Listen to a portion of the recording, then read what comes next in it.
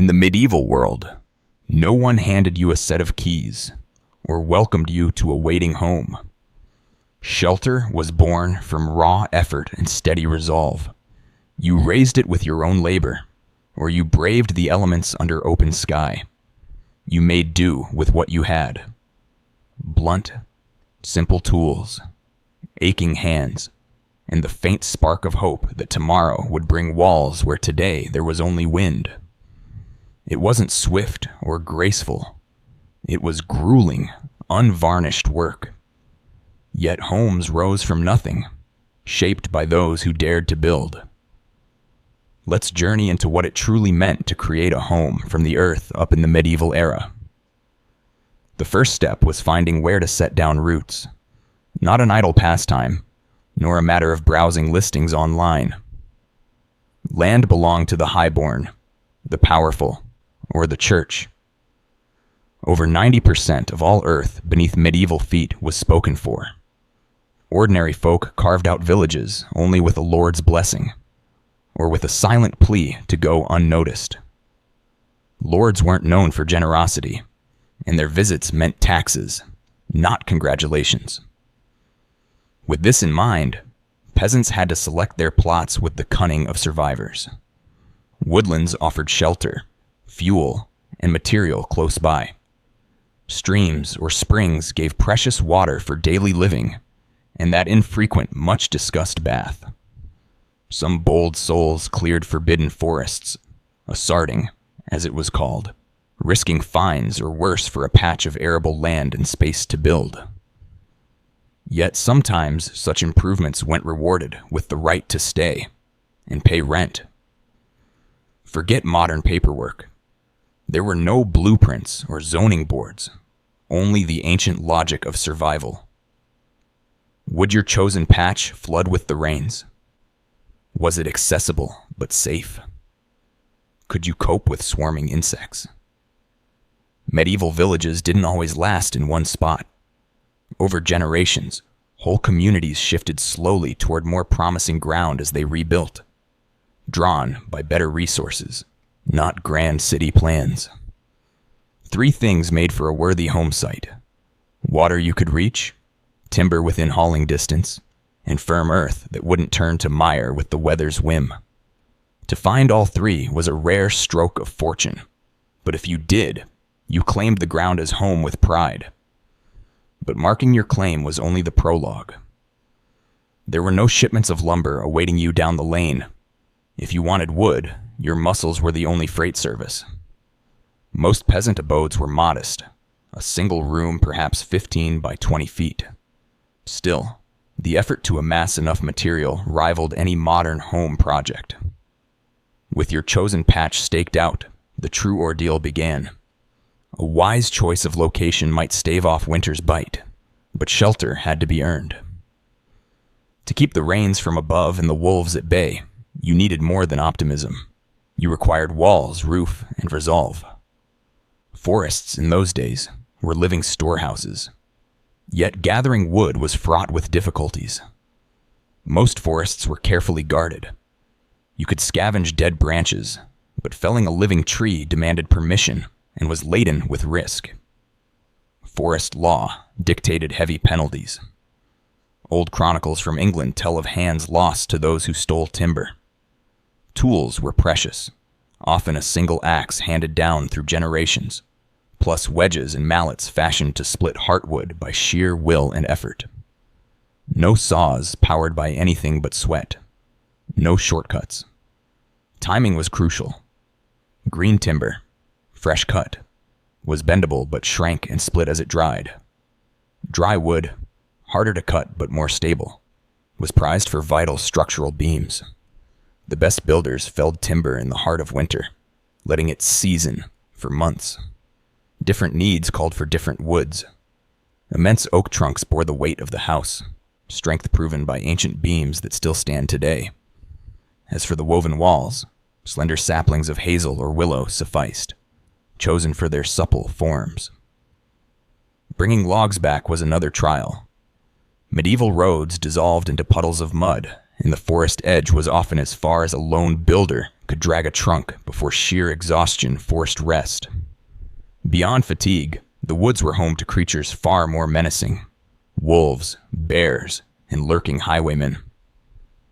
For safety and strength, villagers banded together, making timber harvest a group task and even a rough celebration of communal grit. After long days and aching arms, a heap of timber might finally collect at the chosen site. Only then did the act of raising a home truly commence.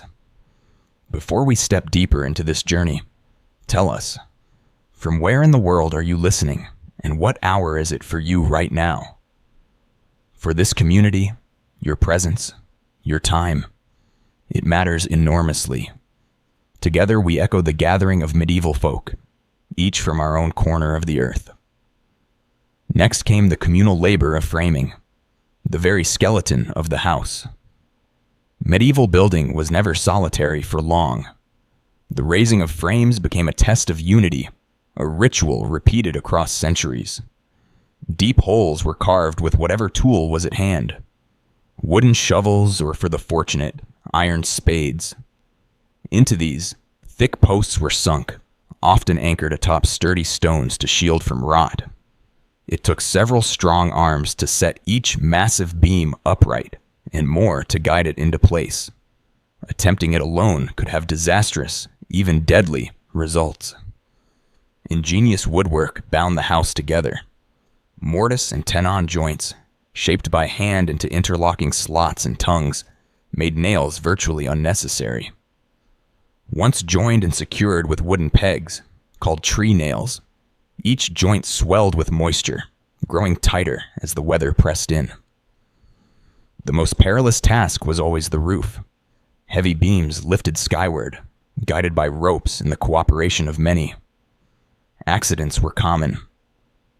Records speak of injuries when the tremendous weight slipped from grasp.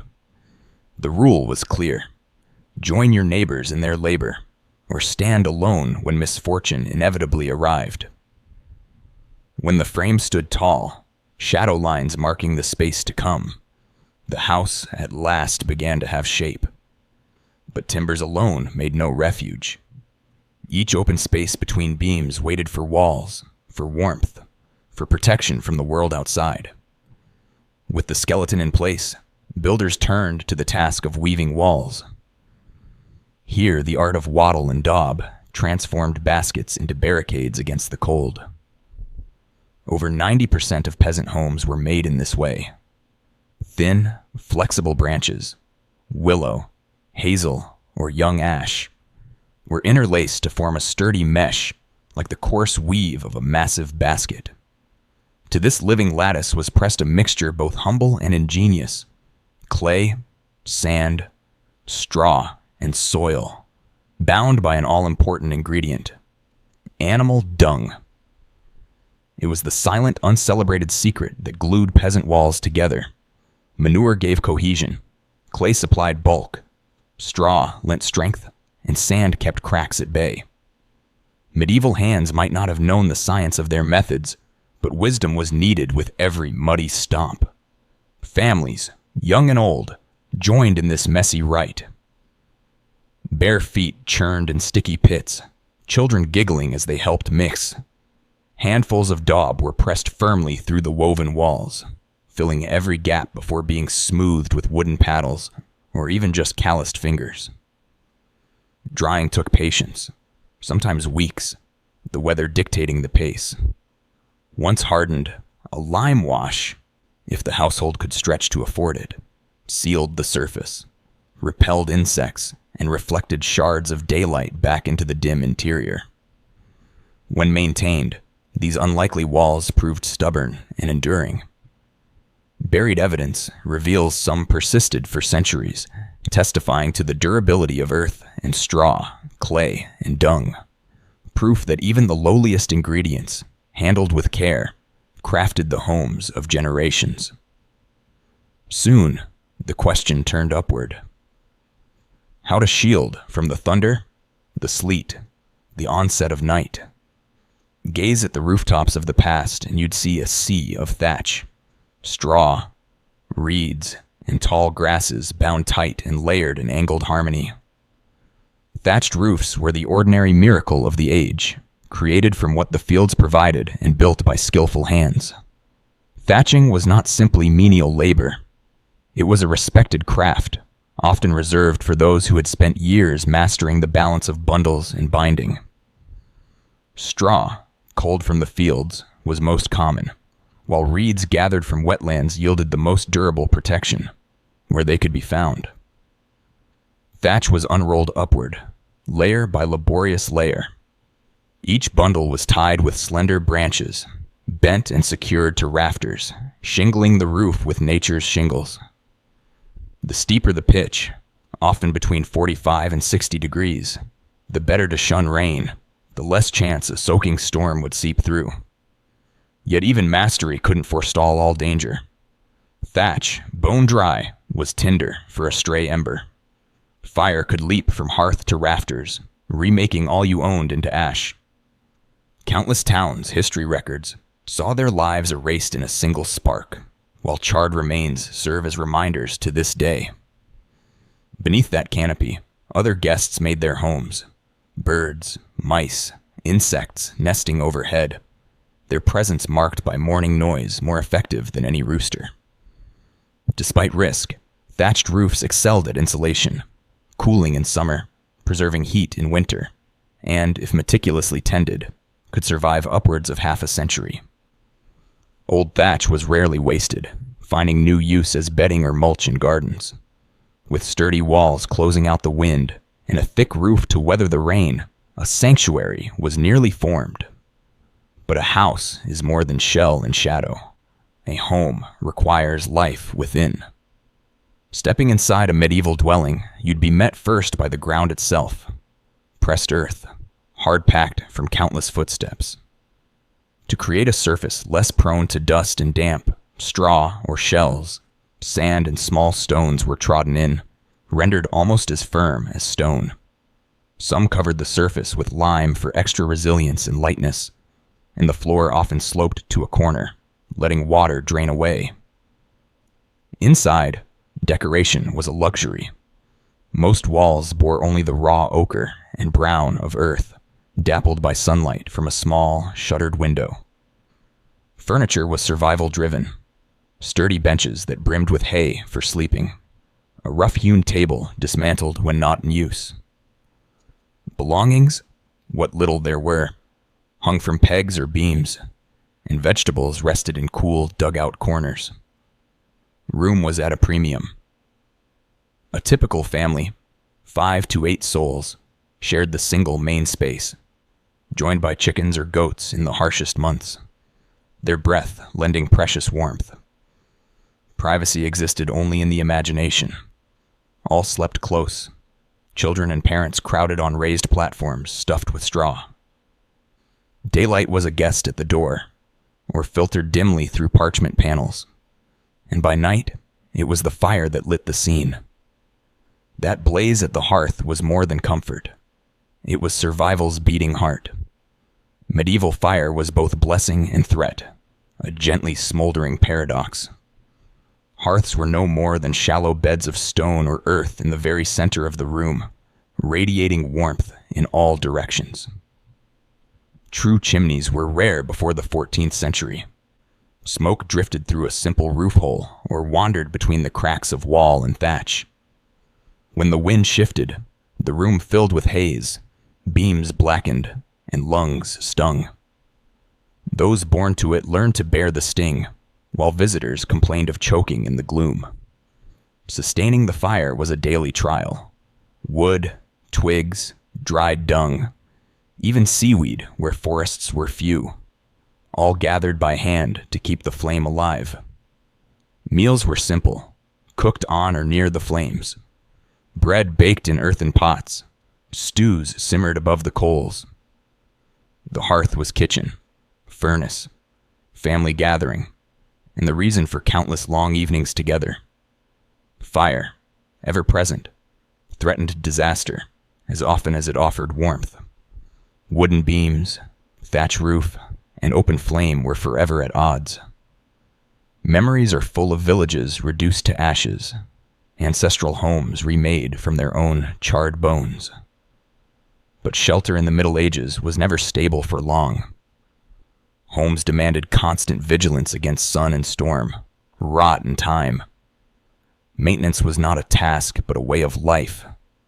Thatch replaced, cracks patched, earth floors refreshed, walls recoated in lime. Each season brought its own hardships. Every year required fresh toil. A saying held that reed roofs survived longer than their tenants. Straw, not nearly so patient.